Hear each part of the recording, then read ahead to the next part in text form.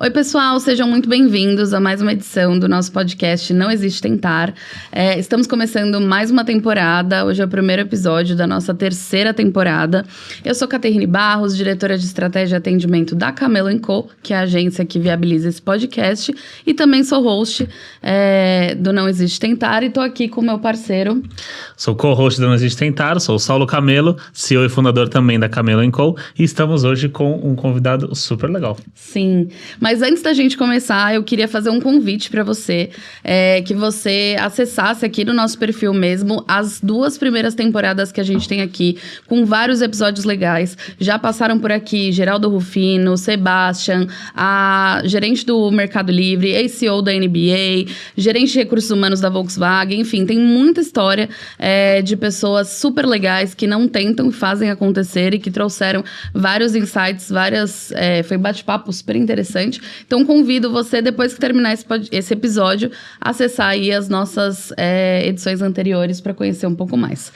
Mas, entrando no episódio de hoje, Saulo, eu queria te fazer uma pergunta. Você já se imaginou largando tudo para viver pelo mundo? Já.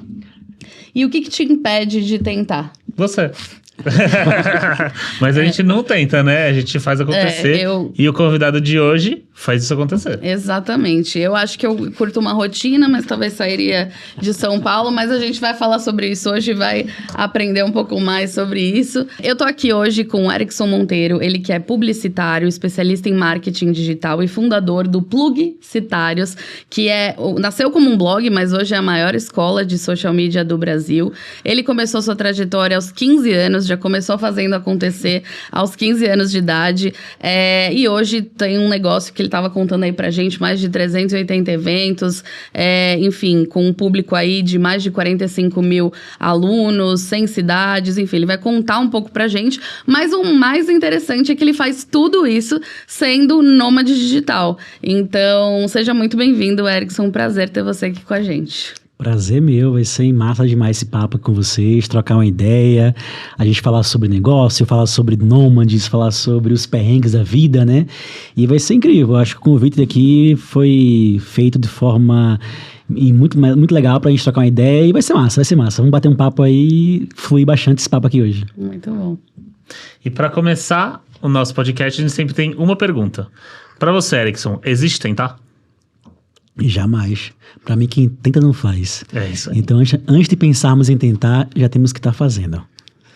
E eu falo que tudo na minha vida não foi baseado em buscar genialidade e perfeição. Foi buscar execução. Então, quanto mais você executa, mais você consegue buscar o resultado que você tanto sonha. Então, é executar, velho. Executar é o segredo do sucesso. E como que foi essa execução quando você tinha 15 anos sendo muito jovem, né? Acho que nem saíram do colégio ainda, né? Estudando, né? Como que foi esse passo que você deu, essa execução? Boa. Então, quando eu era 15 anos, adolescente, né? Um moleque e tal, morava no interior de Pernambuco, numa cidade chamada Barreiros, Pernambuco, lá no interior, tem acho que 40 mil habitantes a cidade. E era uma época totalmente diferente, né? Então, fazia escola na época, acho que não lembro que série eu era na época, e eu jogava muito FIFA online ali, jogava FIFA, e meu pai me via jogando FIFA, que na época não tinha computador em casa, eu usava o computador da empresa do meu pai, e ele ficava lá, sai daí, eu quero trabalhar, para de jogar FIFA, sei o quê. Aí ele me via jogando muito FIFA e falou assim, seguinte, quero fazer um acordo com você, eu vou te dar um presente. Que ele comprou pra mim, eram 150 DVDs de videoaulas no Mercado Livre. Porque naquela época, fazer curso online não era você acessar uma plataforma online como é hoje em dia. Você comprava DVD. Aí ele comprou 150 DVDs de videoaulas de designer, de Photoshop, de Flash, de Dreamweave, de animação, de criação de site. E falou assim, se você assistir 1 hora por dia... Isso aqui eu tinha 14 anos nessa época. Se você assistir 1 hora por dia, eu te deixo você jogar FIFA. Quase um Telecurso 2000, né? Exatamente. Pra quem tem 20 anos aí menos, não vai pegar isso aí. Gabriel, você não vai saber qual que é. Bem nessa pegada. Então, assim, eu comecei a assistir 1 hora por dia e eu comecei a gostar mais de ver as aulas do que jogar FIFA. eu comecei a me desafiar, aprender mais, comecei a praticar, né, criar sites, comecei a fazer layout no Photoshop e aquilo começou a me dar prazer. Nossa, que legal. E era uma época que não fazia edição de imagem, era muito complexo, era muito difícil, né? Então eu comecei a fazer edição de imagem, fazia banner, cartão de visita, sites, fazia fachada de loja, logotipo de marca, isso com os meus 15 anos. Então meu pai era o meu vendedor. Ele vendia para as lojas da região e eu era o que fazia a operação design. Então a gente se juntou ali, fez uma parceria. Foi quando eu comecei a trabalhar nesse mercado de, vamos dizer assim, de publicidade geral, né? Comecei como designer, fazendo um site, marca, e também fazendo ideia visual, né? Era bom? Não. Mas pra minha região era um dos melhores. Naquela época ali, meados de 2008, 2006, né? Era algo muito além da curva, né? E se bobear, a gente passa lá e ainda deve ter criação sua exposta no... Eu não duvido, não. Deve ter alguma fachada de loja com logo que eu criei até hoje. Não duvido, não. Seu pai foi seu primeiro sócio, então? Foi meu primeiro sócio. Foi visionário, né? Esse pai. Não, ou um pouco explorador, né? Vamos ver. O conselho aí da juventude não vai poder assistir esse episódio. Meu pai sempre foi anti-videogame. Ele falava que videogame deixa a criança burra e não desenvolve. Aí ele ficava, você tem que parar de jogar videogame. Aí ele tentou trazer uma distração, né, do videogame, né? Sim. Acabou comecei a gostar. Mais do que jogar o FIFA, né? Mas até hoje jogo FIFA, né? De vez em quando ali. Então vamos fazer um X1 aí. Eu falo, meu pai, agora eu também jogo FIFA hoje. E como que isso como que isso se tornou o que hoje a gente chama de plugicitários? Como que isso se tornou um blog? Como que essa vontade foi crescendo aí e se tornou de fato um movimento, uma profissão, um negócio? Conta pra gente um pouco. Legal. Então, eu fundei o Plug muito jovem, né? Eu tinha na época 17 anos. Eu tinha acabado de chegar na faculdade de publicidade em Recife. Mas assim, como é que um cara com 17 anos, ele começou um blog de publicidade que fala de negócios tão cedo? Pelo meu background. Por eu ter começado com 15 anos a fazer design, naquela mesma época eu criei um blog também, chamado Plugados Web. Pouca gente sabe disso, tá? Isso é inédito, né? Não lembro de ter falado isso no podcast. Era o Plugados Web, que era um blog teen, onde eu falava sobre música, cinema, eu falava sobre... a gente tinha eleições da gata do mês, o gato do mês, era uma parada bem teen mesmo, né? Aí eu criei esse blog, fez sucesso, aquilo me deu um background de criação de conteúdo na internet. Aí foi então, quando eu saí de Barreiros, eu fui morar em Recife, que Barreiros não tem faculdade, né? Então eu fui morar em Recife, ali na periferia de Recife, num bairro chamado Ipicepe. Então foi onde eu comecei ali numa cadeirinha de plástico, uma mesinha safada, notebook, caindo nos pedaços. Foi quando eu comecei a criar o Plug. E, na verdade, o Plug como blog, na época eu usava o Blogspot, que era um domínio gratuito. Eu comecei, na verdade, fazendo matérias onde eu resumia aulas que eu aprendia na faculdade. Então, esse era o conhecimento que eu compartilhava. Eu não tinha conhecimento de marketing.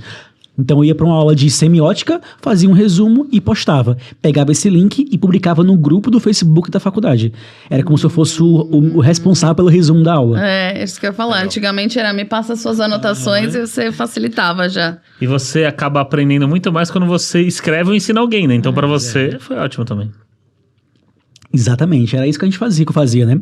E eu falo muita gente porque hoje eu tenho uma equipe muito grande, mas assim, eu costumo, na época eu fui sozinho durante muito tempo, eu comecei sozinho ali, e tipo assim, além de fazer também os resumos das aulas, meus primeiros 2 meses eu não trabalhava em nenhum lugar, e todos os dias eu ia pra faculdade de tarde, tipo assim, a minha aula era à noite, então eu ia de tarde pra faculdade, e eu sempre ia pra biblioteca, passava a tarde lendo livros, e tudo que eu também aprendia nesses livros virava conteúdo pro blog. Então eu tava sempre alimentando o blog com resumos de livros, com insights que eu tinha em livro, com aulas da faculdade, e os meus primeiros leitores, né, foram os alunos da faculdade, né? Tipo assim, tinha 10, 12 por dia, assim, era bem... E você já sabia o que você queria fazer com aquilo? Ou foi uma coisa que ia acontecendo, você achava legal e você foi jogando, assim, digamos, e até que deu em alguma coisa? Como que foi isso? Tinha uma intenção, né? Não criei sem intenção nenhuma. A minha intenção era simples. Hoje em dia, para a gente trabalhar nossa marca pessoal, o que a gente faz? Cria um Instagram, ou um LinkedIn, ou o que for, cria um perfil em uma rede social e começa a alimentar com conteúdo para tua marca pessoal virar mais conhecida. Naquela época não existia Instagram, não tinha rede social para você trabalhar sua marca pessoal, né? O Facebook não era nem para isso.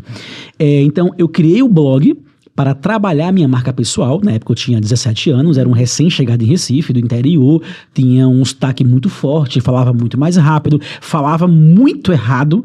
Hoje em dia ainda erram alguns portugueses, mas na época era terrível, falava muito errado, e eu era um cara muito distante da realidade do mercado de Recife, que era na capital. Então eu vou criar um blog para trabalhar minha marca pessoal.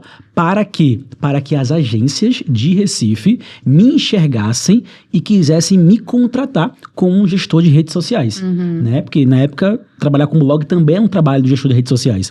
Me contratar para ser gestor de redes sociais e, quem sabe, um dia esse trabalho me projetasse para eu trabalhar em São Paulo, em uma grande agência, e um dia ganhar um leão em Cannes. Esse era meu plano de carreira. O Plug foi criado para isso, para me projetar, né? E acabou que deu certo. Porque assim, o que é que eu fiz? Com o blog lá ativo, né? Eu mandei mensagem, e-mail, para 40 donos de agência de Recife. Que na época, eu acho que existiam 50 agências em Recife. Eu mandei para 40 e-mail, né? Tinha um site, que era uma associação, que tinha e-mails de todo mundo, todos os donos da agência. Mandei um por um. Dos 40 e-mails que eu mandei, apenas uma pessoa me respondeu. Caramba. Os 39 deram vácuo, né? Um moleque, 17 anos, querendo fazer uma entrevista comigo. A minha intenção era, o e-mail que eu mandava para os donos de agência, era para que eu pudesse ir na agência entrevistá-los para uma matéria de um blog. Aí uma me respondeu, que foi a Andresa, o nome dela, Andresa. Ela me respondeu, vem pra cá então me entrevistar. Aí eu fui lá, eu tinha quase recém 18 anos, não, eu tinha 17 ainda. Cheguei lá, tal, embaixo do braço, uma folhinha para entrevistar ela, gravei, né, botei o meu celular para gravar, entrevistei a Andresa, ela se conectou comigo e deu 3 dias, ela me ligou, Erickson, eu queria te contratar para você ser o meu gerente de redes sociais. E na época eles me pagaram 2 salários mínimos. Caraca. Assim, caraca, velho, tipo assim. Aí eu vi que deu certo. O Plug me conseguiu emprego, né? Nossa, e para completar, a agência deles lá, eles apoiaram o Plug e fizeram todo o site do Plug, do blog, de graça, e me tirou do Blogspot e eu fui pro plugstars.com. Então, além de eles me darem um emprego, eles geraram tanta conexão comigo que ele falou assim, eu também vou dar de presente o site para vocês ter um blog profissional e tal. Aí foi aí que a gente começou a crescer como um blog, né? E também eu tive um emprego, né? Que legal. Então, isso é uma grande história de nós tentar e fazer acontecer, né? E eu acho que uma coisa super interessante que você falou é a questão do intenção, né? Esses dias eu até estava ouvindo um outro podcast que falava um pouco sobre a gente, muitas vezes, tudo que a gente vai começar, a gente fala, vou criar um planejamento estratégico, vou planejar e tal. Muitas vezes isso faz com que a gente não crie, porque a gente fica sempre lapidando esse planejamento estratégico e nunca, de fato, põe as coisas para rodar. Ao mesmo tempo, é importante você ter essa intenção, né? Tipo, aonde você quer chegar, qual o seu propósito com aquilo que você tá fazendo. Então, desde muito pequeno, né? Desde muito novo, você sempre tinha essa visão do blog mais que um blog, né? Dele ser um instrumento ali, no caso, pra te projetar profissionalmente, mas já tinha essa intenção, já tinha esse propósito com ele, né? Exatamente. Essa foi a intenção inicial, né? Não imaginava para onde ele ia chegar, não imaginava as transições de carreira que ele iria projetar na minha vida, mas nem à toa que eu passei 4 anos como CLT de agência. Então, os primeiros 4 anos do Plug, eu era CLT de agência, né? Como gestor de redes sociais. Aí só depois da minha última agência que de fato eu fui focar 100% nele, né? Ele primeiro era um hobby, era um projeto que eu tinha ali em paralelo, que era o Plug e os eventos. Aí depois que de fato eu fui vestir a camisa do Plug e seguir com ele até hoje, né? 14 anos depois. Sim. E como foi esse processo de você entender que não dava mais para conciliar os dois, ou que você queria investir só no Plug? Tipo, como foi essa decisão aí? Então, o que aconteceu, né, na história do Plug? Em meados de 2011, eu fundei o Plug, lá em março de 2011, né? Era um blogspot. Aí no final do ano eu entrei nessa agência, eles fizeram o blog, viramos plugstars.com, começamos a crescer de acesso e tal. E eu comecei a criar conteúdo pro YouTube. Né, criar conteúdo para o YouTube, e eu fiz o meu primeiro vídeo no YouTube, eu tinha na época 18 anos, sobre redes sociais, acho que foi início de 2012 esse vídeo que eu publiquei. E esse vídeo, ao invés de me projetar, ele me trouxe muito hater, porque eu era um cara muito novo, sotaque muito forte, para pessoas talvez do eixo sudeste era muito diferente, não era muito comum você ver players do Nordeste expondo a sua opinião na internet, né? Eu acho que o primeiro cara que expandiu o mercado da internet do Nordeste para o mundo foi o Whindersson. Aí depois que começaram a vir várias plays do Nordeste, né? Zoava meu sotaque, zoava que eu falava muito rápido, que eu era muito novo, parecia uma criança. Eu tenho um cabelo repartidinho assim, ó. Aí dizia que eu parecia o Zacarias. Aí me zoavam muito. Eu apaguei o vídeo, apaguei o plug, deletei do ar e fiquei 3 meses com o plug fora do ar, né? E isso em paralelo, eu tava trabalhando em agência. Aí eu falei, vou apagar o plug, vou continuar meu foco na agência, já consegui meu emprego, esse negócio só me estressa, eu sou péssimo criando conteúdo e vou largar isso pra longe. Aí até que uma pessoa me enviou um e-mail, né? Tem que ter esse print desse e-mail, que eu sempre falo desse e-mail, mas nunca mostrei o print. Que é uma mulher que ela mandou um e-mail mais ou menos assim, que ela dizia, eu salvei uma matéria de vocês nos favoritos, eu tentei abrir o e-mail, abrir o link do blog, e não tá abrindo, tá fora do ar. Aí eu pensei, caraca, alguém lia esse negócio? Eu achava que ninguém lia o blog, né? Aí foi então que isso me incentivou a voltar com o blog, né? E também alguns amigos, volta com o blog, tu curtia fazer isso aí. Eu voltei com o blog, comecei a alimentar conteúdo. E para o YouTube, eu chamei um amigo meu para ele me ajudar. A gente comprou uma câmera juntos de R$500 na época. Eu paguei metade, ele outra metade. E eu ia para os eventos de marketing entrevistar os palestrantes. Porém, eu não aparecia na filmagem. Eu pegava a câmera, colocava diante do palestrante, pegava o microfone e entrevistava ele sobre, me fala aí 3 dicas do marketing digital. Isso começou a me dar segurança. Tipo assim, eu tô entrevistando a galera, né? Aí foi então que eu comprei um tripé. Aí eu comecei a ir para os mesmos eventos e ao invés de eu pôr a câmera na tua cara e o microfone, eu botava o tripé diante de mim e dele e entrevistava ele aparecendo na câmera. Isso começou a me dar segurança. E nessa época tinha um youtuber muito famoso que chamava Jacaré Banguela, que ele tinha um talk show no YouTube chamado Jacaré Banguela Fora do Ar. Aí eu pensei, se eu tô ganhando segurança de entrevistar as pessoas, eu vou criar meu próprio talk show. E foi então que eu fui ali e criei meu próprio talk show no YouTube. Qual foi a intenção? Eu fui na faculdade, eu pedi o auditório emprestado de graça, eles me deram o auditório de graça, eu cobrei R$50 no ingresso, eu imprimi 1000 panfletos, eu fui em porta nas faculdades de Recife para ter inscritos, não tinha tráfego pago, no panfleto tinha um link, a pessoa se inscrevia e para minha surpresa eu consegui 100 inscritos. Tipo assim, isso em 2012. Assim, 100 pessoas me pagaram R$50, 5 mil em 2012, era um dinheirinho bem interessante, né? Para um cara de 18 anos. E eu tinha, acho que era 8 pessoas que iriam entrevistar lá no talk show, né? No auditório da faculdade. Aí eu percebi, acho que uns 10 dias antes do talk show, que eu tinha esquecido de uma coisa, que eu era muito tímido. E eu ia encarar 100 pessoas num palco. Eu falei, cara, não vou conseguir fazer isso. Vou cancelar. Vou desistir, vou reembolsar as pessoas e não é pra mim. Eu não vou, comecei a me dar tremedeira, ficar nervoso, não dormir. Aí foi então que eu conheci uma amiga minha, que adorava aparecer, então conheci ela num evento de marketing e tal. Eu falei assim, Juliana, tu toparia ser a minha Jô Soares? Me substituir no talk show? Ela, claro, ela queria aparecer, queria, visibilidade, claro, na hora. Aí eu realizei o talk show, a Juliana foi a minha Jô Soares, isso em 2012, novembro de 2012, e ela entrevistou as pessoas. Mas lembre-se, era um talk show para o YouTube. Ele tinha uma câmera que iria filmar o talk show e essa gravação iria para o YouTube. Essa era a intenção daquele projeto. Chegou na hora, a câmera não funcionou. Ela não ligava, não ia. Eu fiquei desesperado. Fiquei triste, chateado, deu errado. Planejei 3, 4 meses, fiz as perguntas, chamei as pessoas, vendi ingresso. E quando acabou o talk show, entrevistou todo mundo, sem nenhuma gravação, não tem um vídeo gravado, somente meia dúzia de fotos. Aí as pessoas vieram falar comigo. Erickson, eu adorei aqui hoje. Foi muito legal, aprendi muito. Nossa, muito massa, faça mais vezes. Erickson, eu conheci muita gente do mercado, nem sabia que tem esse povo todo do mercado de publicidade em Recife. Que legal. Aí eu pensei, cara, eu não fiz um talk show pro YouTube, eu fiz um evento. Aí minha mente fez assim, explodiu. Eu falei, nossa, que mané YouTube. Vou fazer eventos, velho. Descobri o meu caminho. Aí no ano seguinte, 2013, ao invés de eu fazer um evento, que eu pensei assim, ano que vem eu faço um evento mais organizado, né? Eu fiz 12 eventos. Aí eu comecei a rodar o Nordeste com eventos presenciais com o mesmo plano de negócio. Você pulou de 1 para 12? No ano seguinte já. A Maceió, Natal, João Pessoa. Igual, eu ligava pra faculdade, sei lá, faculdade X. Eu queria fazer um evento presencial, eu queria saber se vocês poderiam apoiar o evento dando auditório. E eu cobrava R$50 e era o mesmo formato. Era entrevistas no palco, da gente entrevistando os publicitários daquela cidade, cobrava R$50 para 100 pessoas, mais ou menos. O auditório não tinha esse custo. Eu ia fazendo Natal, Salvador, eu fiz Recife, eu fiz Maceió, eu fiz várias cidades do Nordeste e fui fazendo isso aí. Até que começou a aumentar a quantidade de eventos, até que em 2014 foi meu último ano como CLT de agência. Aí os eventos começaram a aumentar o fluxo, né? Até que na minha última agência eu fui demitido.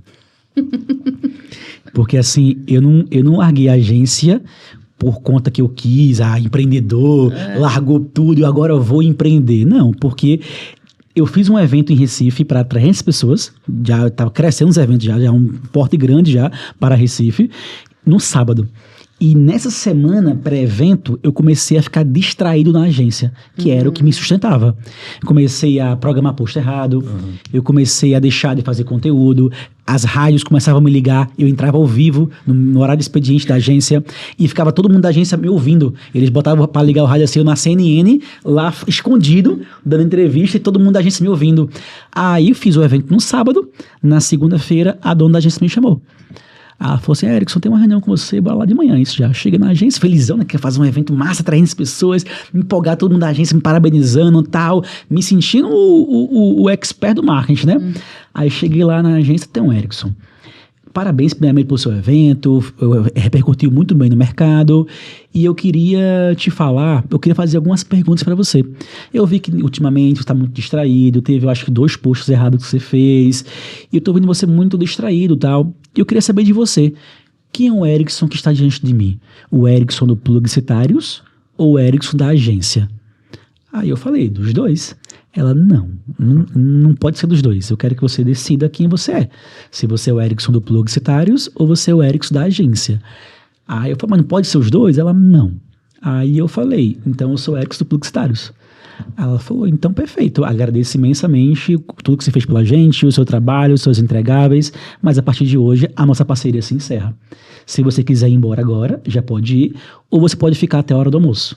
E fazer o que tem que fazer até a hora do almoço e tal. E a partir de hoje você não faz parte da equipe, porque a gente busca pessoas 100% agência. Aí eu olhei pra ela assim, falei, nossa, não acredito nisso não. Que eu perdi meu emprego. E como você ficou? Você ficou mal? Você ficou bem? Péssimo, porque assim, os eventos que eu fazia não dava dinheiro. Não dava dinheiro. Por R$50 o ingresso, tinha os custos, assim, era mais como, vamos dizer assim, um projeto para futuro, né? Dava, vamos dizer assim, sei lá, um lucro de R$500 por evento, R$1.000 no máximo, assim. O melhor evento dava R$1.000 de lucro, né? Todo mundo que trabalhava no evento era voluntário. Ninguém ganhava dinheiro, palestrante não ganhava nada, tudo na voluntariado, né? Até o próprio Whindersson, ele ia palestrar nos eventos, ele pagava a passagem dele. Ele pagava a passagem dele para palestrar num evento, assim, até os palestrantes iam do próprio bolso deles, né? Porque eles queriam estar no movimento, no flow, né?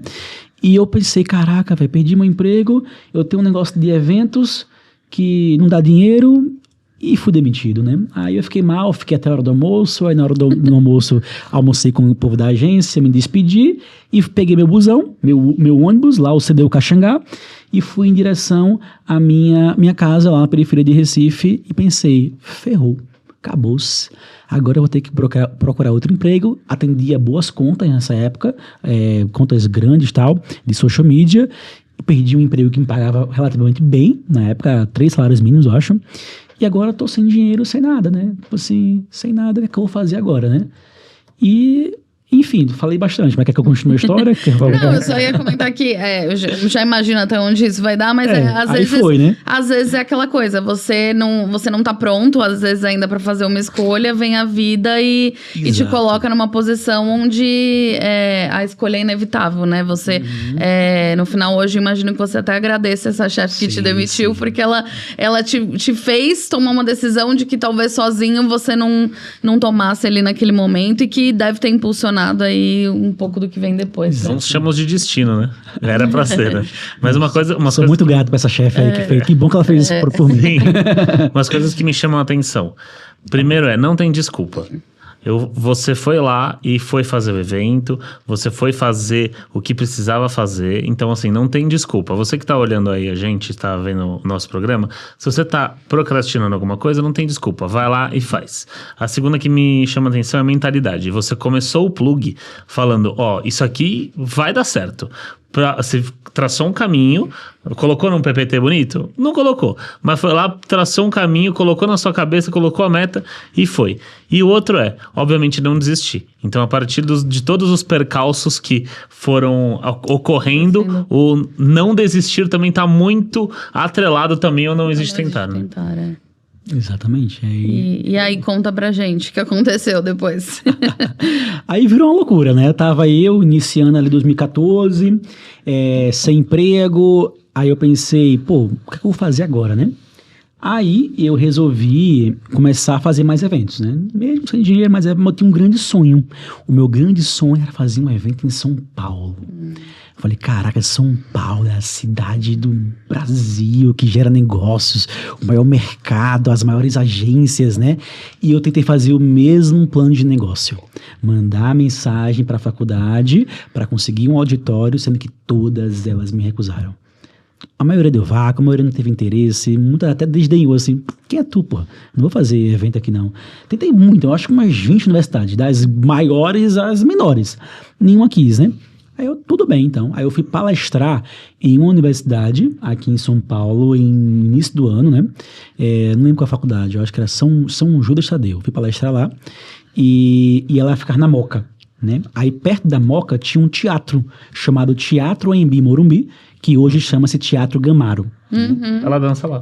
Já fiz a apresentação de dança. E esse teatro já não pertencia mais a Anhembi Morumbi. Eles já tinham vendido o teatro já. Pertencia à faculdade, né? Eu fui palestrar na São Judas Tadeu, que era próximo do Teatro Gamaro.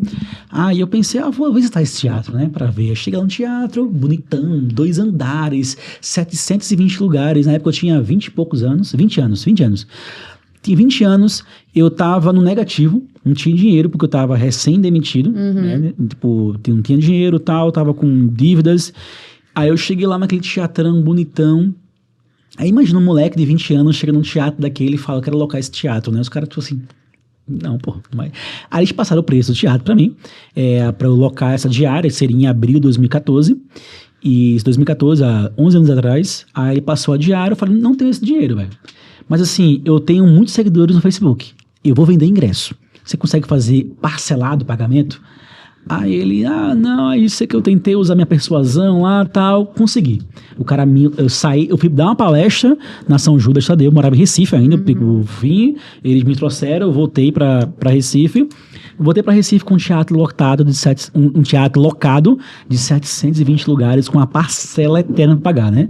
Os caras também foram doidos de confiar em mim, né? Aí eu voltei para Recife, falei para minha mãe falou, você é doido? Não tem nem dinheiro. Louco, um teatro de São Paulo desse tamanho, começava pequeno, né? Aí eu falei, não, São Paulo é São Paulo. São Paulo é a maior cidade da América. É uma das maiores do mundo. O evento lá tem que ser grande, né? Tem que ser gigante e tal.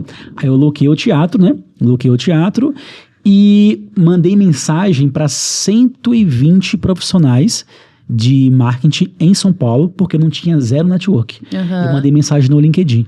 Mandava mensagem lá, 120 mensagens, um por um, para chamar para palestrar no meu evento.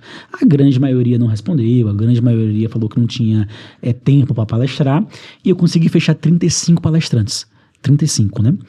E pronto, fechei os palestrantes, um dia de evento, cobrei meu ingresso, tinha alocação, e para minha surpresa, vendemos todos os ingressos. Caraca. Nosso primeiro grande evento de São Paulo, em 2014, eu entrei naquele teatro, tava lotado de gente, ali que foi que a chave virou. Foi ali que eu pensei, o plug não é mais um blog, o plug é uma escola. Tem um negócio aqui, né? Tem uma metodologia, tem um negócio aqui nascendo. Sim, eu senti a nossa força, o que a gente era capaz de fazer, né? O movimento foi nascendo ali. E isso você já tinha, naquela época, imagino... como chamava? Tipo, a página, o perfil ali do plug no Facebook você já tinha. Tinha 300 mil seguidores. 300 mil seguidores. Já era uma das maiores páginas do Brasil de marketing. O blog também tinha bastante view nessa época, né? Então era um blog que tinha muito acesso. E você sozinho? Eu sozinho. Aí eu tinha colunistas voluntários. A gente tinha acho que uns 40 colunistas que eles eram voluntários e a gente abria a vaga para colunista, apareciam, sei lá, 300 pessoas. Porque todo mundo queria ter um perfil, plugstars.com/ o nome da pessoa, que era a página dele, lá com os artigos dele, né?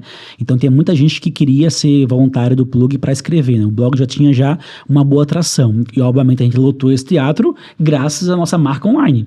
Tipo assim, a gente não gastou nenhum real de tráfego, era só com os posts orgânicos do Facebook, matérias no blog. E lotamos esse teatro, aí eu percebi, cara, somos muito mais do que um blog, somos uma escola presencial.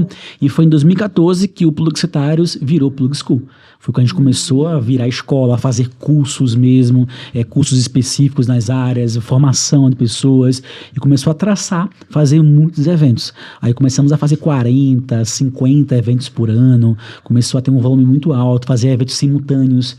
Eu fazia um evento em Curitiba, um em Manaus, um em Salvador no mesmo dia, mandava um professor para cada cidade, alguém da equipe para cada cidade, e começamos a traçar o mercado, né? Começamos a, de fato, virar um fomentador, né? Formar pessoas. Aí foi que a história foi crescendo até hoje, aí com nossos 380 eventos presenciais. Nossa. Muito legal. Parabéns. Obrigado. Parabéns. Muito legal essa história. E conta um pouco, então, para quem não conhece, o que é o Plug hoje, o que vocês fazem. Dá um overview aí de como vocês estão no mercado. Legal. Então, hoje o Plug, somos uma escola voltada para o mercado de social media, porque o Plug nasceu como um blog para estudantes de publicidade.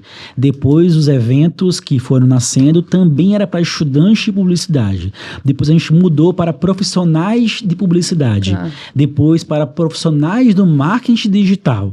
Aí depois para profissionais de social media. Por quê? Eu comecei para um público muito iniciante. Sim. Aí eu comecei a querer cobrar mais caro nos ingressos. Aí eu comecei a não vender mais. Eu cobrava R$50. Fui cobrar 150, os universitários ficavam bravos. Não, tá muito caro esse ingresso. Mesmo que eu entregasse mais conteúdo, levasse palestrantes mais famosos, a gente teve o nosso palco Oscar Oliveto, teve nomes incríveis nos nossos palcos, mesmo assim o cara achava caro. Aí eu comecei a pensar, eu preciso fazer rebrand. Aí eu fui pro profissional de publicidade, falar para o publicitário que está atuando no mercado. Depois, o marketing digital começou a estourar. Aí eu pensei, então eu vou pro mercado digital, porque as pessoas queriam aprender mais sobre digital.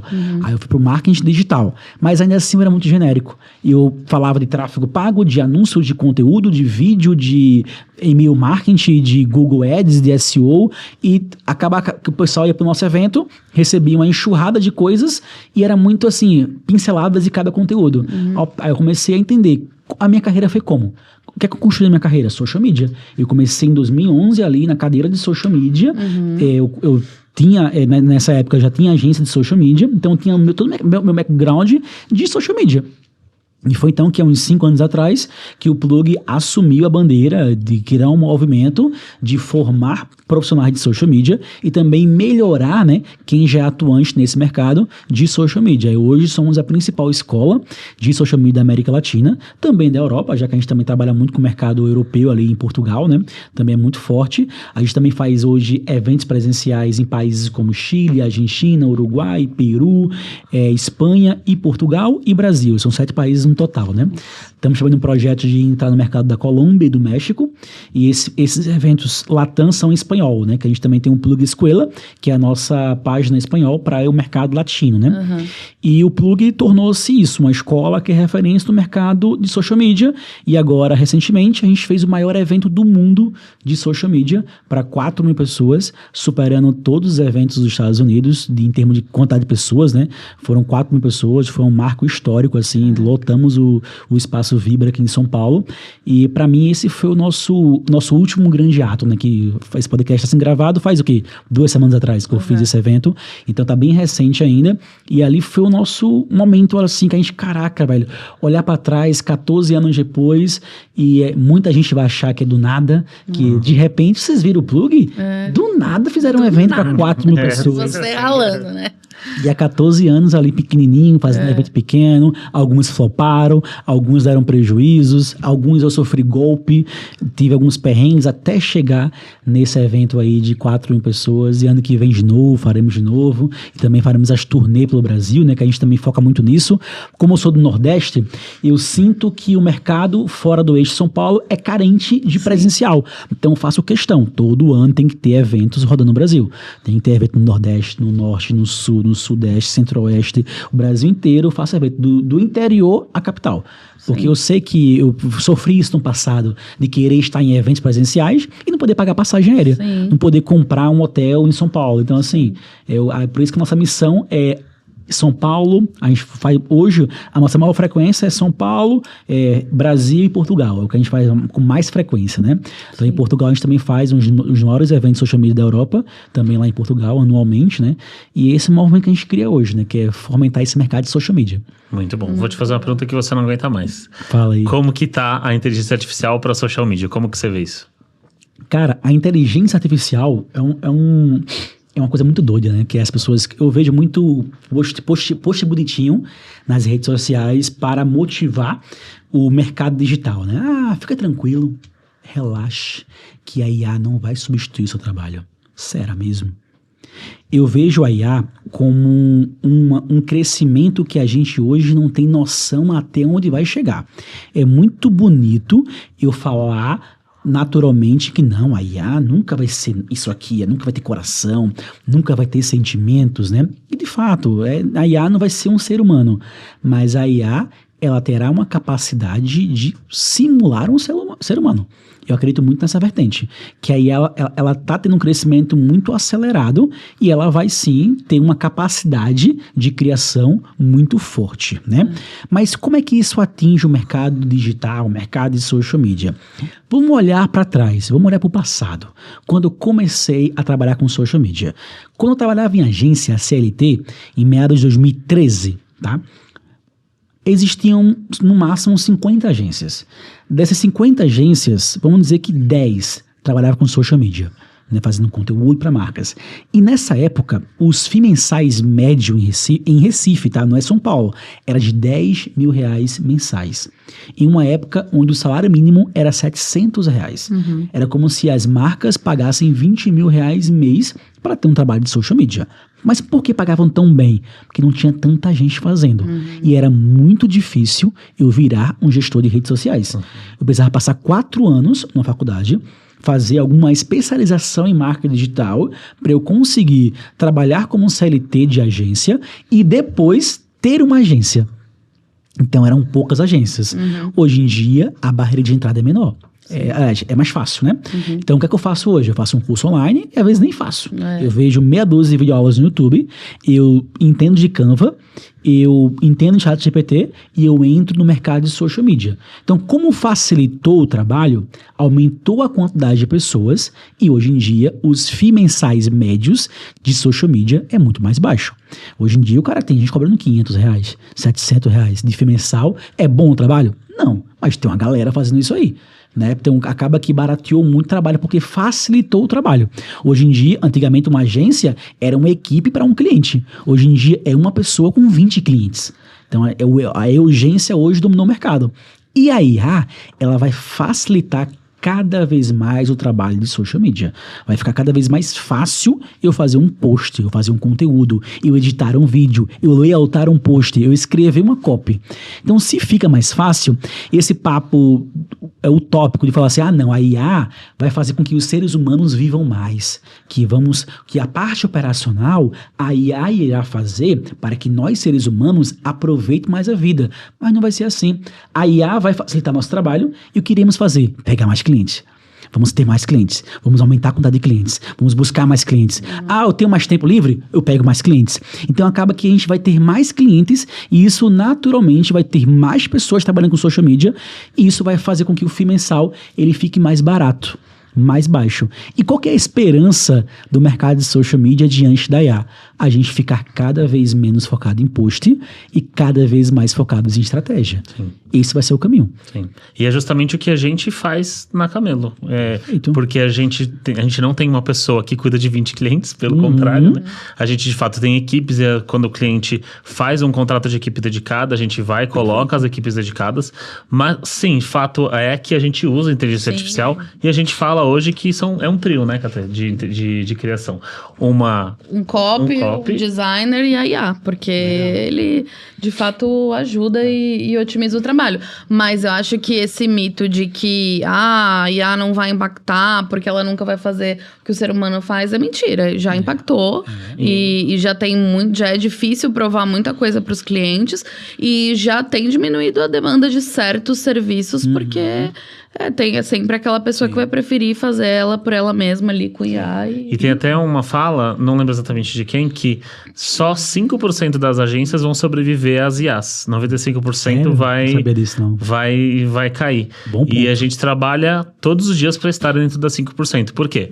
Por trazer estratégia. Porque se a gente virar commodity, como até virou um tanto já, até o próprio marketing digital, e a gente até fez um reposicionamento, um rebranding também muito nessa questão de sair do marketing digital, porque antes de Camelo & Co, antes nós éramos Camelo Digital. Entendi. Então, Camelo Digital, a gente viu que estava sendo commodity um marketing digital. Então, a gente reposicionou para sermos uma agência de publicidade. Então, a parte de marketing, a parte de social media, a gente atua, mas o forte nosso vai ser a estratégia de publicidade, porque aí sim não precisa ser um robô, mas sim precisa da nossa criatividade. Perfeito.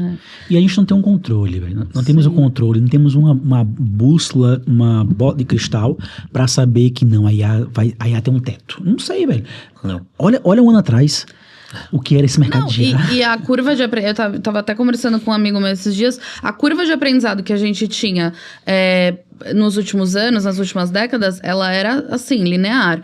A curva de aprendizado da IA, ela é exponencial. Sim. Ela mesma se autogenera, enfim.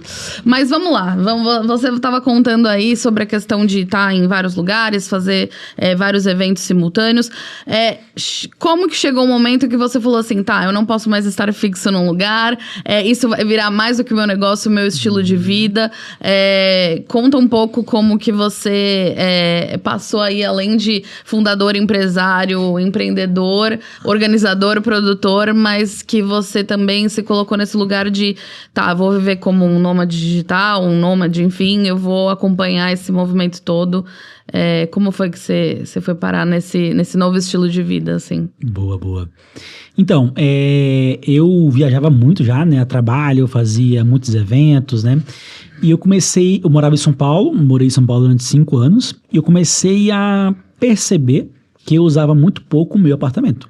Assim, tinha um apartamento ali, um guarda-roupa cheio de roupa, eu tinha 8 pares de sapato, eu tinha uma cama minha, eu tinha meu sofá, eu tinha minha mesa, eu tinha 2 quartos no apartamento e não usava direito.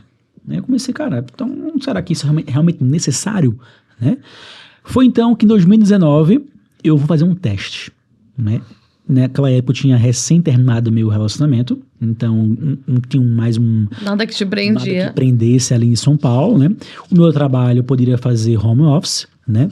Eu já fazia eventos presenciais sem a minha presença, a minha equipe ia lá, fazia o evento com os palestrantes, sem eu precisar estar presente. Eu pensei, vou fazer um teste, vou aproveitar e vou estudar inglês em algum país, fico 4 meses lá somente com a mala. Se eu conseguir sobreviver esses 4 meses somente com a mala, eu estou apto para não ter casa, né?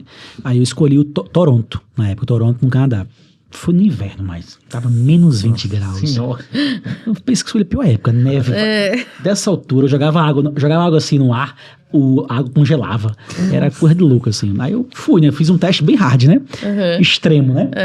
Aí eu fui pro Canadá, fiquei 4 meses lá no Canadá, de fevereiro a maio de 2019. E eu percebi que eu senti nenhuma saudade do meu apartamento. Quando eu voltei pra casa, eu voltei assim, não preciso. Você ainda manteve o apartamento aqui? 4 meses. Aí eu voltei pra casa, olhei assim, Não, velho, isso aqui eu não preciso mais disso, não preciso morar aqui. Eu fiquei de boa lá. Lá eu tinha cama, eu tinha guarda-roupa, eu tinha TV, eu tinha geladeira, eu tinha roupa. Eu não sou um cara de roupas muito esparafatosas, eu tenho roupas mais básicas, minimalista. Então eu pensei, não preciso disso, velho. Aí eu implementei o chip na minha mente, entreguei o apartamento e a partir de agora, tudo que eu tenho cabe em uma mala de 23 quilos. Aí sempre me perguntam, mas Erickson, onde é a sua base? A minha base é a minha mala de 23 quilos. Eu não tenho casa, eu não tenho um endereço. Mas se eu quiser te mandar uma carta? Minha mãe. Pra casa da minha mãe. Mas lá não tem coisas minhas. Tipo assim, o que eu tenho na casa da minha mãe é apenas colecionáveis que eu compro imã de geladeira e compro globinho em cada país que eu vou. Aí eu guardo lá, eu tenho uma gaveta onde eu guardo essas coisas para um dia, quando eu voltar a ter uma casa, porque eu pretendo casar, ter filhos, eu tenho esse desejo meu, né? Aí eu vou ter uma parede de imã de geladeira e vou ter uma prateleira com os globinhos pra contar a minha história, né? Tipo assim, uma fase da minha vida, né? Coloca a caneca junto dos globinhos, então que você vai levar a caneca. Aí, boa, fechou, aí sim. E aí você falou assim, tá, esse agora vai ser meu estilo de vida. Aí eu entrei de cabeça, falei assim, agora tô preparado pra isso, né? Em 2019. Comecei, 2019, fui pra onde? Eu fui pro Peru, acho que eu fui pra alguns países mais próximos, né? Pra ganhar segurança, né? Ganhar segurança, aí veio 2020. Eu tava esperando você chegar nisso. Eu falei, esse plano tava muito lindo até todo mundo precisar ficar em casa. Tava lindo, aí 2020, aí veio um negócio chamado pandemia, né? Pá! Eu fiquei muito depressivo. Eu ficava todos os dias dando F5, nas regras, aí soube que liberou pra ir pra tal lugar, aí fechou de novo, aí caraca, velho, comecei a ficar mal, né? Você tava onde? Tava aqui, no Brasil. Você tava aqui? Aí eu fiquei na casa da minha mãe durante 3 meses, né? Lá em interior de Pernambuco, lá na praia. Minha mãe mora numa praia ali, próximo do Maragogi, Alagoas, paraíso, né? Delícia. Então eu fiquei 3 meses na beira da praia, né? Era um bom lugar pra você estar nesse momento. Fiquei ali e tal. Aí deu 3 meses, eu fui pra Recife, né? E voltei a morar em Airbnb. Alugava um mês em Recife, o Airbnb. Aí alugava um mês, ia pro interior, ficava uma semana lá. Voltava pra Recife, alugava um mês, voltava pro interior, ficava uma semana lá. Aí quando deu 2021, não, foi 22, as fronteiras se abriram, depois de 2 anos no Brasil. Aí quando falou assim, fronteira aberta, mas precisa usar máscara e ter teste PCR. Eu falei, tô nem aí, manda o PCR aqui. Sim. Eu enfiei aquele negócio no meu nariz, acho que umas 20 vezes. Tamo pra dentro e máscara na cara. Sim. Aí abriu a fronteira, México, já fui pro México. Aí comecei, 2022. Ia pro México, PCR e máscara. Aí eu fui para Equador também, fui para Costa Rica, Guatemala, e nas ruas não podia andar sem máscara, tava explorando o mundo ali, né, nesse começo ali, que 2022, que reabriram a fronteira. Eu lembro que 2021 eu comprei uma passagem só de ida para a Europa, porque tava prestes a abrir. Aí veio mas a terceira onda, aí perdi essa passagem, não pude ir, né? Que era assim, ela era sem reembolso. Comprou a passagem, não tinha reembolso, né? Aí 2022 voltei, aí não parei mais. Inglaterra, Ásia, aí desde então tô aí há 6 anos sem moradia fixa, né? Até quando eu tô no Brasil, eu tô em Airbnb, tô aqui em São Paulo em um Airbnb, nessa rua inclusive. Tô aqui no Airbnb e há 6 anos sem moradia fixa, eu tenho uma mala de 23 quilos, as roupas eu sempre trabalho com substituição. Se eu compro uma roupa nova, a outra roupa tem que ficar. Se eu compro um tênis, eu tenho apenas 2 tênis, um para dia a dia e um para treinar. Então, se eu compro um tênis novo, o outro tem que ficar no apartamento e fica lá para a faxineira que for limpar, é o presente que eu deixo lá. Se eu compro uma camisa nova, eu tenho que deixar uma camisa lá. Então, o que eu posso levar é 23 quilos. E até quando eu viajo pro mundo também, eu levo essa mala gigante também, porque hoje existe alguns nômades que nem mala eu levo mais, né? Nesse caso, não. Eu falei, também já é demais, né? Deixa com minha malinha, nem que eu pague lá os meus R$300 de despacho, que é bem caro, mas aí algumas companhias aéreas não pagam mala, que aí viaja tanto que você começa a subir ali no nível, né? E ganha despacho gratuito, né? Fica mais fácil tu conseguir carregar as malas, né? Então, assim, hoje é isso. Minha vida, esse ano eu morei na Índia, Esse ano eu morei na Coreia, estive na Tailândia. E como que funciona, assim, o seu planejamento? Você, hoje, com tudo que você tem também de responsabilidade e tal, você vê as datas onde você precisa estar e aí depois você escolhe os destinos? É uma coisa de feeling? Como que você define, assim, por exemplo, você tem já o seu segundo semestre, onde você vai ficar? Como que funciona, assim, isso como essa dinâmica de estilo de vida, assim? É uma dinâmica que eu tenho já pré-estabelecida com antecedência, né? Então, por exemplo, hoje estou em São Paulo, né? Eu vou essa semana para o Nordeste visitar meus pais lá, depois eu vou palestrar em João Pessoa, tenho minha agenda, vou palestrar em João Pessoa, depois eu palestro em Ribeirão Preto, aí eu começo a minha turnê. Vou para 13 cidades, eventos presenciais. Acabou a turnê, eu vou palestrar em Portugal. Já que eu estou em Portugal, eu vou ficar na Europa durante 2 meses. E também, nesses 2 meses, eu farei o meu evento presencial lá em Lisboa, nesses 2 meses. Aí eu volto para o Brasil em novembro, faço o evento no Brasil. Aí de novembro em diante, eu não tenho agenda. Aí estamos em julho. Novembro em diante, eu ainda vou programar minha agenda. E assim vai. Então, eu tenho uma certa antecedência planejada. Como é que eu escolho o próximo país? Eu estou agora no Vietnã. Estou aqui em Vietnã, Ho Chi Minh. Eu abro o Google Voos, Google Flight, e eu ponho de Ho Chi Minh para qualquer lugar do mundo.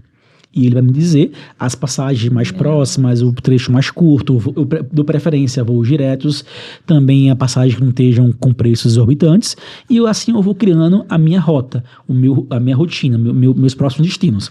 E eu sou um cara que muita gente fala assim, mas eu jamais seria nômade porque eu amo rotina, né? E eu falo, mas eu tenho rotina. Obviamente que a minha rotina, ela muda em cada país que eu chego, mas eu tenho uma base da rotina. Todos os dias, eu vou trabalhar no escritório. Todo santo dia. Eu posso falar de marca? Pode. Tá. Então, assim, por exemplo, todos os dias eu vou para o WeWork, que é um cowork que ele existe em 40 países. A gente tá no WeWork também. Pronto, perfeito. WeWork patrocina aqui, tá? Patrocina aí o WeWork. Então, todos os dias eu vou para o WeWork. Eu sempre pego um Airbnb próximo do WeWork, porque gosto de ir a pé. Inclusive aqui eu tô próximo do WeWork, que fica na Vila Olímpia. Então eu vou a pé para lá todos os dias. No Vietnã, em Bangkok, em Seul, na Coreia, em Madrid. Todo país que eu vou, a minha preferência é pegar um Airbnb próximo do WeWork para eu ir a pé.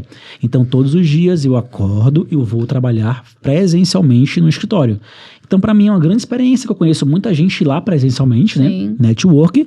E também eu gosto de ter a rotina de ir para um escritório, fazer reunião de um escritório. Trabalhar de casa me dá muita preguiça.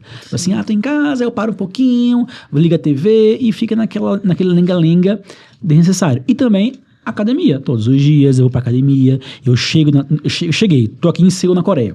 Abro o Google Maps e vou procurar academia perto. Sobre alimentação, eu geralmente... Até no Brasil como fora, eu não cozinho nada. Então eu compro marmitas, né? Ou eu compro comidas no iFood, né? Mas como é que tu come comida no iFood? Se hoje eu busco fazer dieta, eu compro salada. Sim. Eu compro algo mais saudável, né? Então assim, eu faço academia, eu vou pro escritório trabalhar todos os dias e nos finais de semana eu priorizo conhecer aquele lugar que eu tô. Então, se eu tô aqui na Tailândia, fim de semana eu vou curtir, vou sair e tal. E dependendo do fuso horário que eu esteja, como por exemplo na Ásia, eu tenho amanhã dormindo. À tarde eu aproveito o meu dia ali para conhecer alguma coisa e à noite eu começo a trabalhar. Porque na Ásia é um fuso horário bem pesado. São 10, 12 horas de diferença. Então na Ásia eu começo a trabalhar às 18 horas. Você respeita o horário daqui. Minha empresa é brasileira. Então mesmo estando em outro país eu tenho que tentar cumprir a hora do Brasil. E aí, esse era um dos pontos que eu queria chegar também. Assim, hoje a sua empresa está com quantas pessoas? Quantos hoje a gente tem 24 pessoas. 24 pessoas. E como que você faz? Essas 24 pessoas espalhadas pelo Brasil afora, como que você faz para gerenciar esse time, para deixar a máquina rodando, deixar as coisas rodando? Você contou um pouquinho dessa questão de horários, mas quais são os teus inegociáveis quando a gente fala do ponto de vista de gestão de equipe, gestão de negócio? Então, hoje eu gerencio tudo aqui para distância, né, home office, né? A gente busca fazer reuniões frequentes, também encontros anuais também presenciais, e também eu trabalho muito com líderes de setores. Então, no conteúdo, eu tenho a pessoa que é responsável por liderar a equipe do conteúdo. No comercial, eu tenho uma pessoa responsável por liderar o processo comercial. Na parte de suporte, eu tenho uma pessoa do suporte. Eventos, tem uma pessoa do eventos. Então, eu tenho blocos dentro da empresa, onde são guarda-chuvas que vai para não precisar falar com todo mundo. Né? Então, assim, eu descentralizo muitas coisas para que as pessoas, aqueles heads daqueles setores, eles possam gerenciar aqueles blocos especificamente, sem a necessidade de eu estar ali falando com toda a equipe, né? Então, mesmo assim, tem todo esse fluxo. Mas a gente está numa fase de transição. O plug está crescendo bastante, a empresa está aumentando o faturamento, aumentando a equipe. Então, ano que vem, voltaremos a ter um escritório presencial. Aqui em São Paulo, né? Em São Paulo. Então a gente vai voltar a ter um espaço físico e vai ter algumas pessoas vão continuar trabalhando no home office, mas algumas vão precisar vir trabalhar presencialmente, né? Devido a crescimento. Mesmo eu sei que o home office é possível, trabalhar online e tal, mas tem certos setores que a gente precisa ir para o presencial, né? Comercial, suporte, né? Sim. Que são setores que precisam estar online o tempo inteiro para dar suporte à galera e tal. E o presencial tem uma energia diferente, né? Então a gente vai buscar voltar alguns setores da empresa para o presencial ano que vem. E eu vou ficar nessa dupla jornada, né? Alguns momentos em São Paulo, outros momentos no mundo, mas provavelmente a partir do ano que vem eu vou começar a desacelerar a minha rotina viajante, né? E começar ali a focar um pouco mais em São Paulo por um período, né? Não sei quanto tempo. E depois, assim, eu vou continuar rodando o mundo, mas com uma frequência maior em São Paulo. Hoje em dia, dos 12 meses do ano, eu passo 3 em São Paulo. Então, a cidade hoje que eu mais moro, né? Que eu mais estou presente aqui é São Paulo, né? E isso, assim, é o que hoje em dia eu consigo criar rotina, eu consigo gerenciar uma empresa, eu consigo crescer um negócio, mesmo morando no Camboja. Sim. Muito legal. Tem uma pergunta. Qual foi um lugar que você mais gostou, assim? Que esse lugar, ou onde ficaria, não só de morar, mas de falar assim, esse lugar é o meu top 1. Meu top 1 do mundo. Meu top 1 do mundo não tem como não escolher Tailândia. É mesmo? Tailândia é incrível, cara. Essa daí eu sou apaixonado por aquele lugar. As pessoas, a energia do lugar. É uma cidade muito globalizada, então tem gente do mundo inteiro, né? É um país que é seguro. Então, assim, você sente um grau de segurança muito grande ali na Tailândia.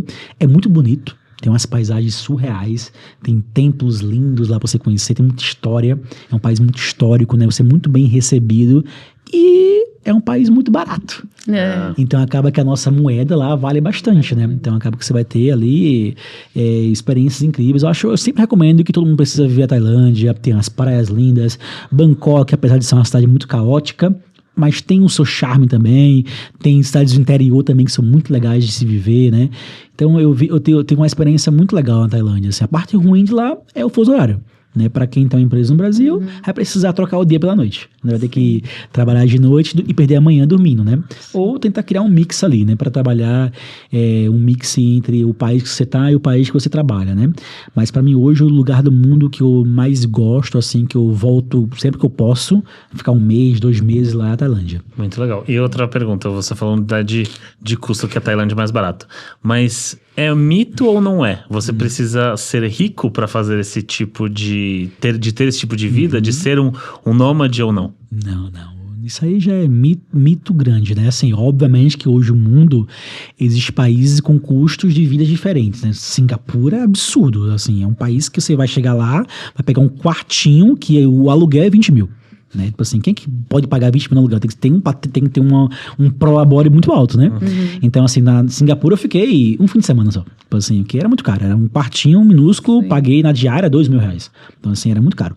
Então, assim, é você saber escolher os países adequados ao teu financeiro. Então você pode morar em país, a grande maioria dos países no mundo hoje tem um custo de vida mais baixo do que o Brasil. A grande maioria.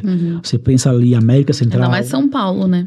Ainda mais São Paulo. São Paulo, Rio, BH, Porto Alegre, Brasília, são cidades bem caras, né? Sim. Então, a grande maioria da Ásia, você vai ter um custo de vida muito mais baixo. Existem muitos países europeus também, por exemplo, mas a galera só olha para Lisboa. Mas tem várias cidades do interior de Portugal que são maravilhosas, gostosas de se viver, vários interiores da Espanha, vários interiores ali da França, que são cidades menores, que são bem seguras, bem legais, bem gostosas, próximos de várias cidades boas para você conhecer, com custo de vida baixo, né?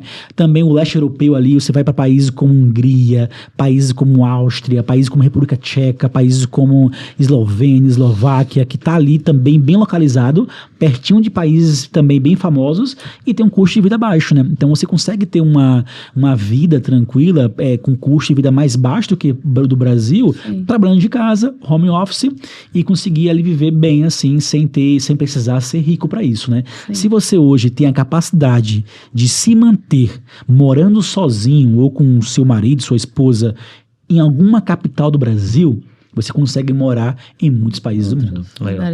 E você acha que é uma coisa que o nomadismo ele é para todo mundo? Ou você acha que são algo que todo mundo deveria experienciar um dia?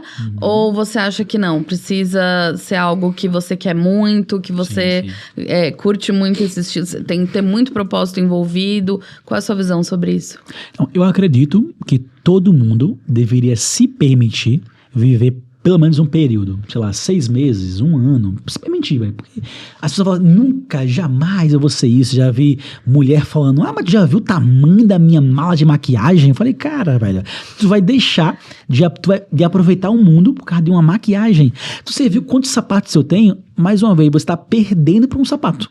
Um sapato, ele está dominando a tua vida. Sim. Então, assim, dá sim para você viver. Obviamente que tem algumas pessoas que não se adequam, não se adaptam ao estilo de vida.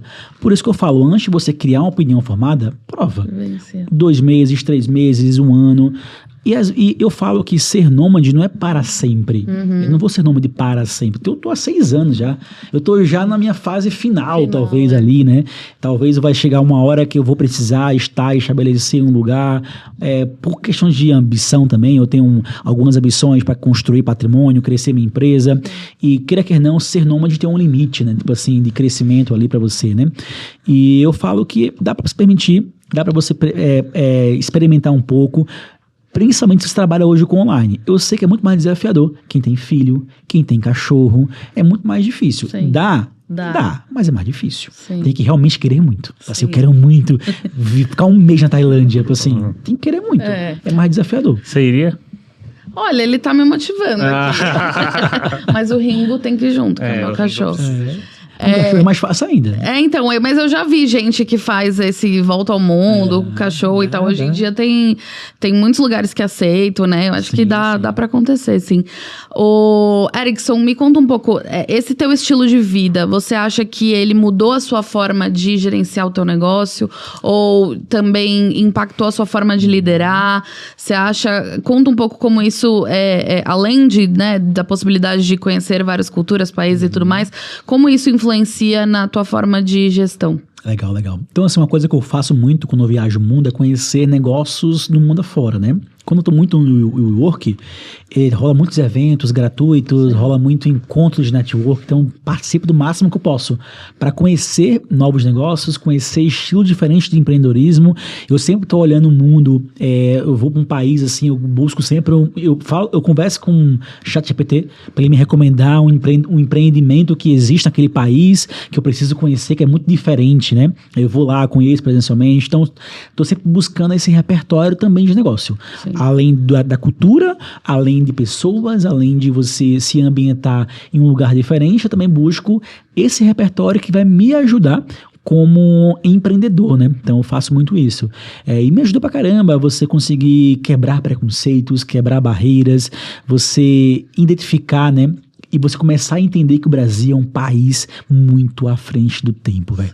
A gente fala muito do Brasil, que o Brasil tem seus problemas, mas o Brasil, em termos de empreendedorismo, em termos de internet, em termos de marketing digital, em termos de... O Brasil é um país muito empreendedor, muito à frente do tempo. O Brasil dá um pau em muitos países. Inclusive países primeiro mundo, tá?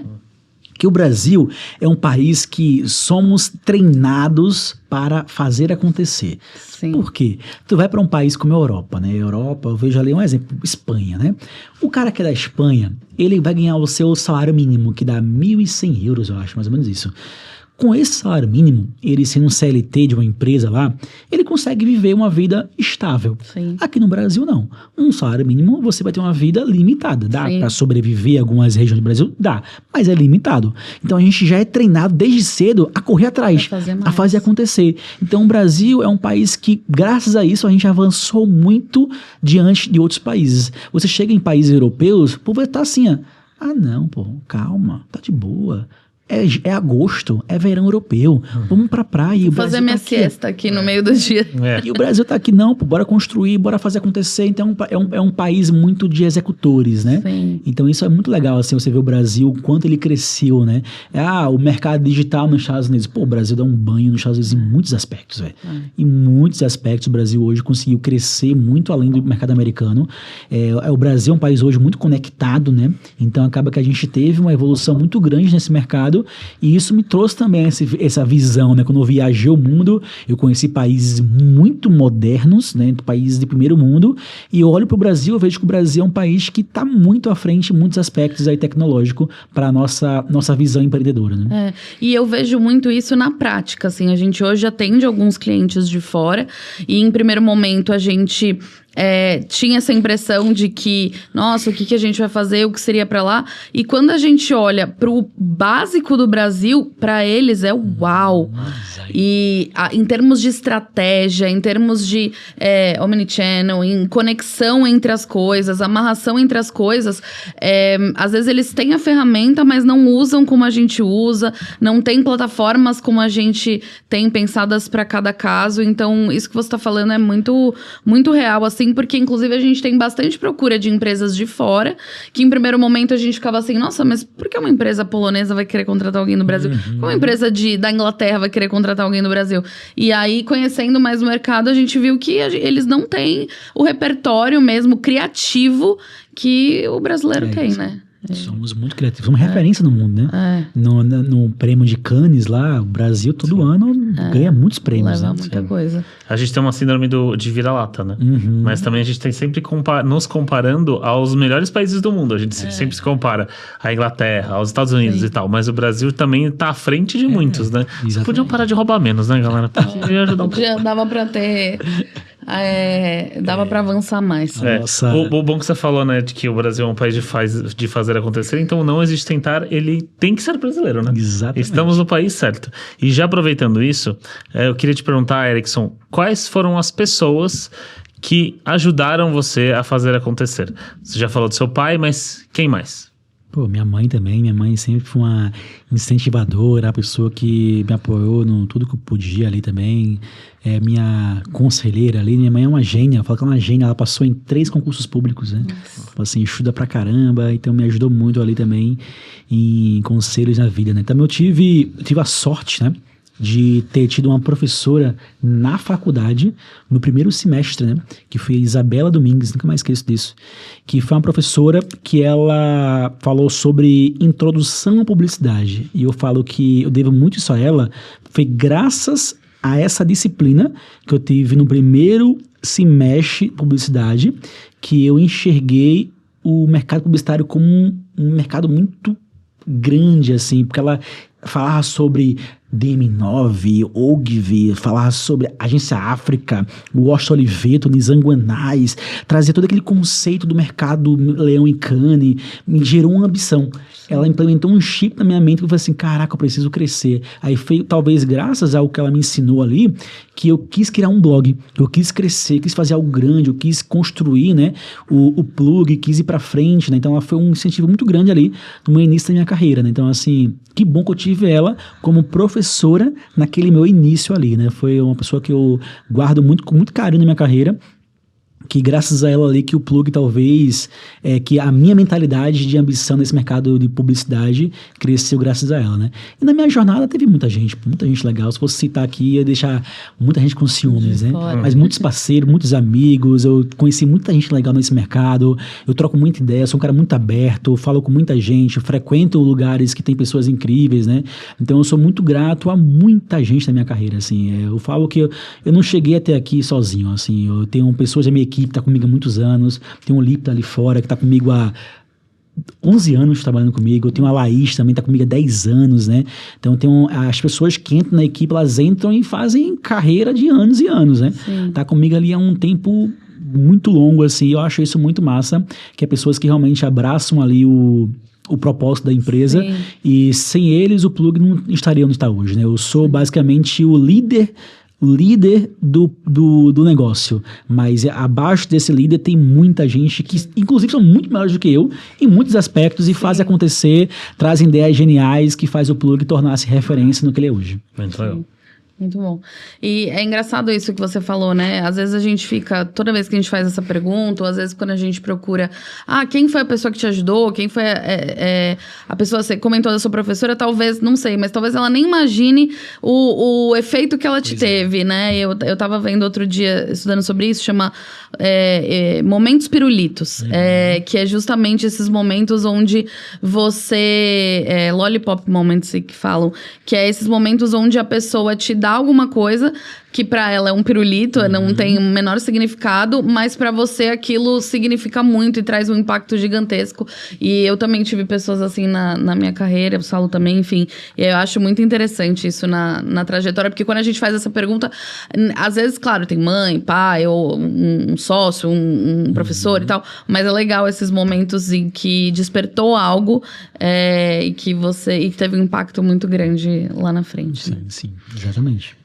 Bom, a gente vai aqui pro nosso bate-bola final. Não é de FIFA? Não é de FIFA.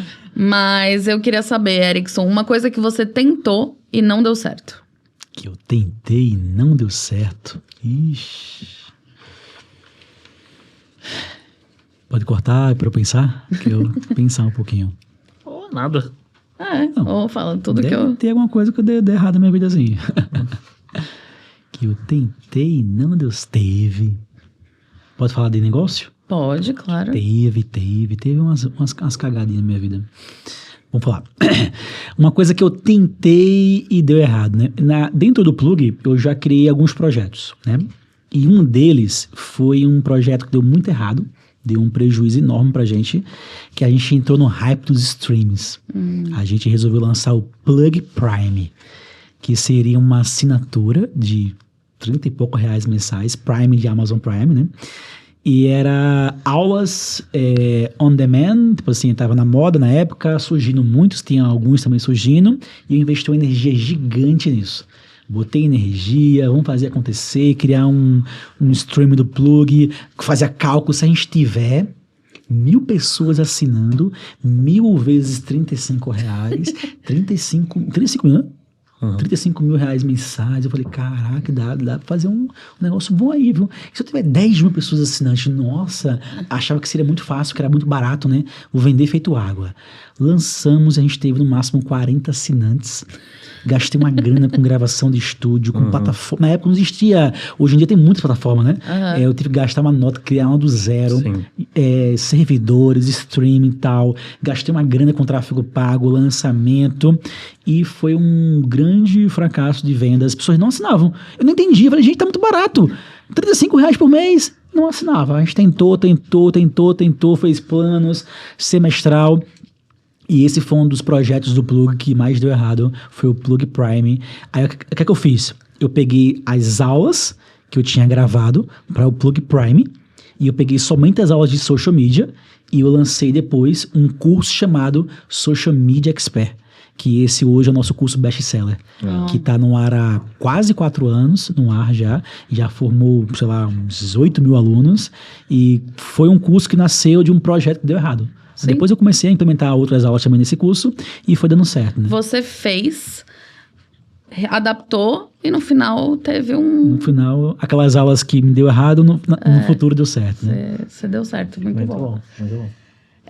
Me fala um hábito que te ajuda a realizar seus sonhos. Um hábito que me ajuda a realizar os meus sonhos.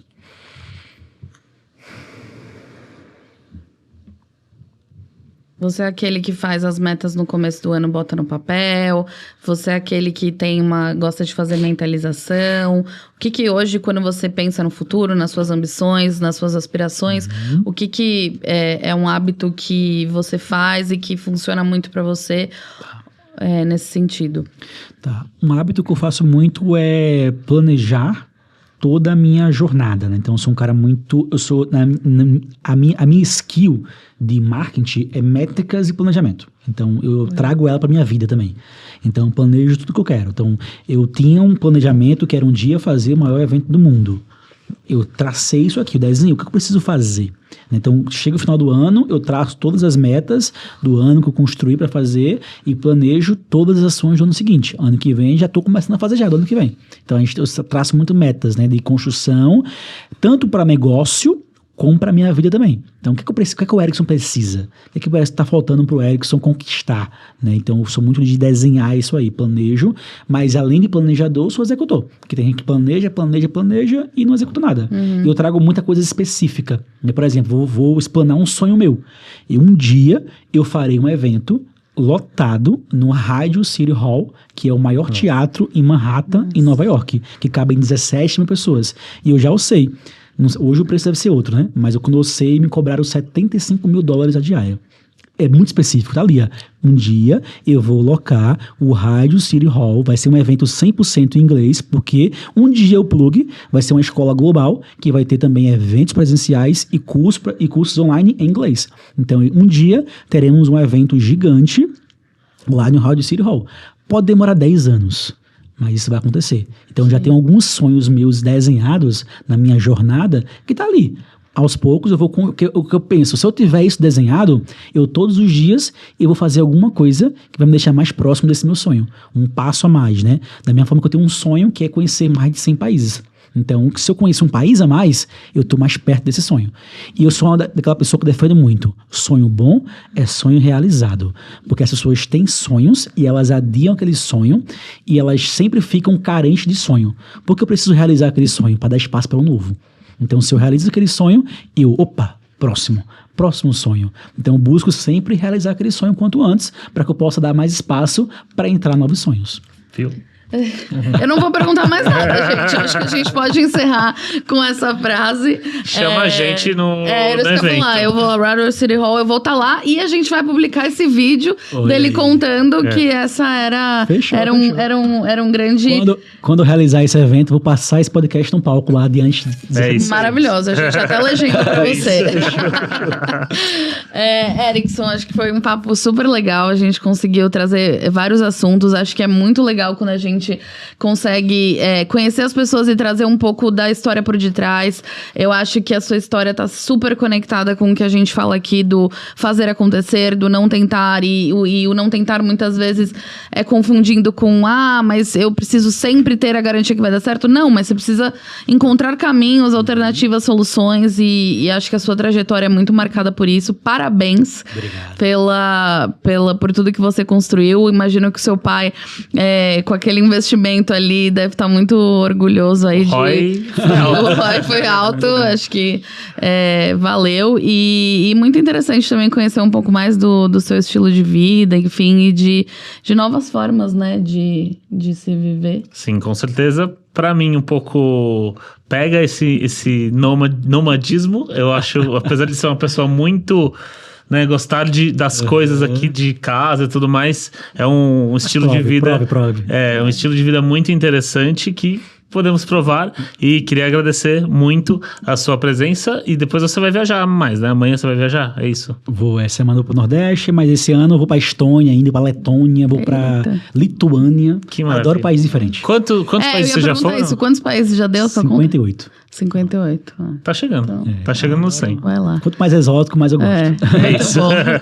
Mas obrigada, Erickson. Obrigado a você. E, bom, pessoal, esse foi mais um episódio. Segue a gente no Não Existe Tentar no Instagram, no TikTok, no Spotify, no YouTube e confira aí os nossos conteúdos. Tchau, pessoal. Até a próxima. Até mais.